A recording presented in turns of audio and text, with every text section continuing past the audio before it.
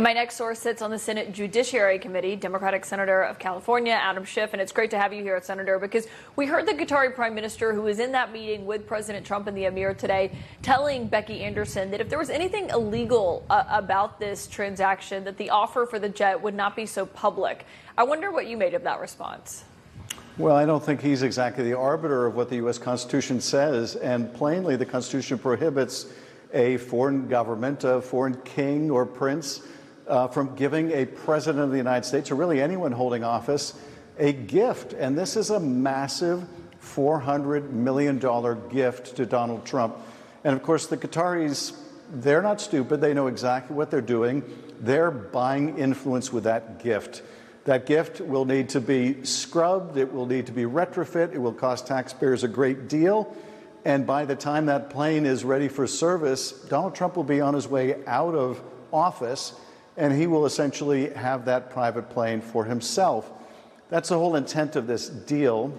It's a great deal for Donald Trump. It's a terrible deal for taxpayers and for the country, but it is a clear violation of the Constitution as well. Yeah, and Trump has said that he won't use it when he leaves office. Obviously, there's questions because there's no Trump library yet that it would technically be donated to.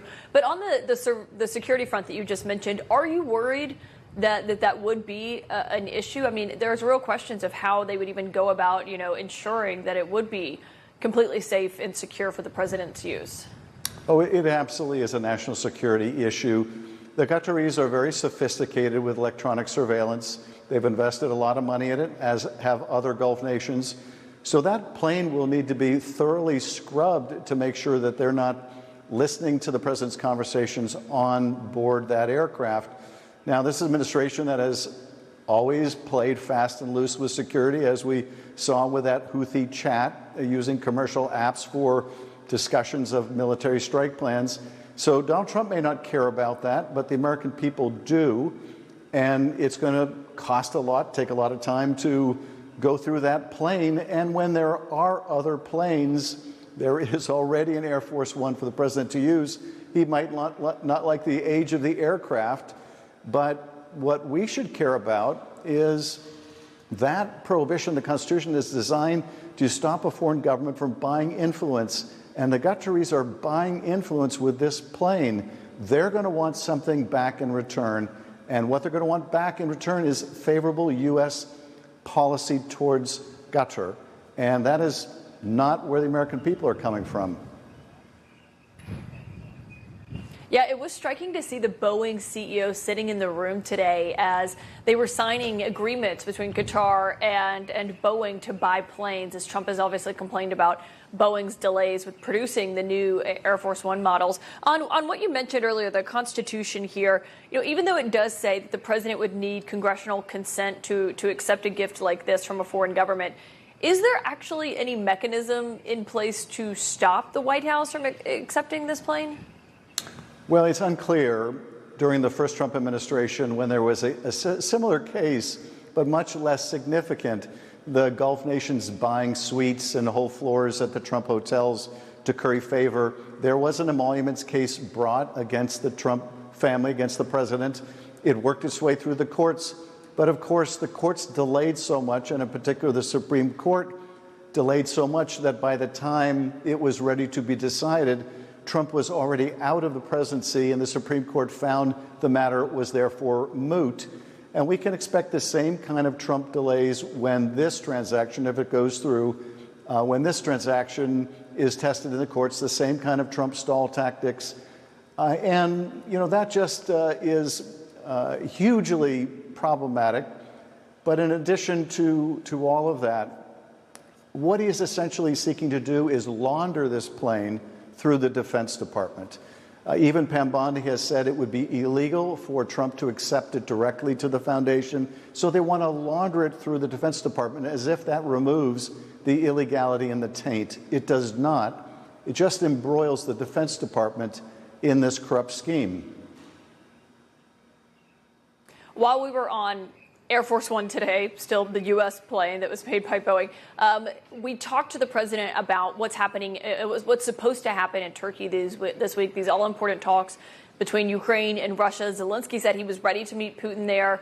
It now appears that neither Putin nor Trump are going. The president told me today he would go and be present if he thought that it would help bring an end to this war. I wonder your view of what the Russian leader is actually doing here, where he's daring Zelensky to meet him. Zelensky says, okay. And then right now, it doesn't seem like the Russian leader is going to show up there.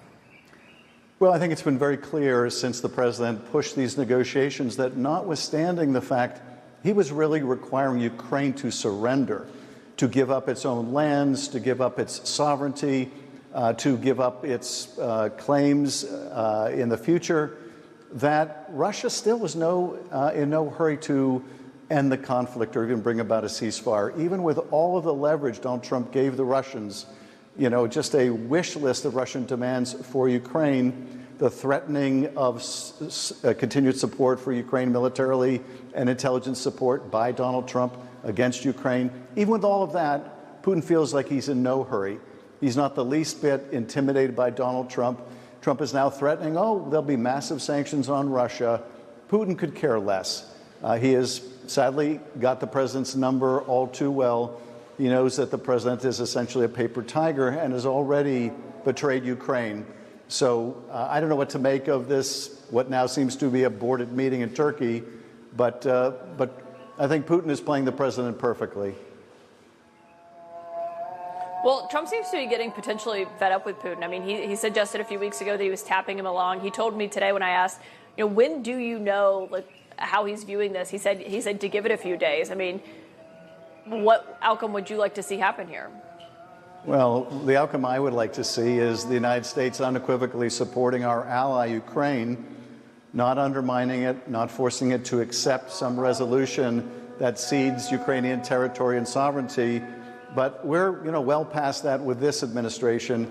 I think, frankly, Caitlin, the Kremlin doesn't take Donald Trump's threats credibly. They don't take it seriously.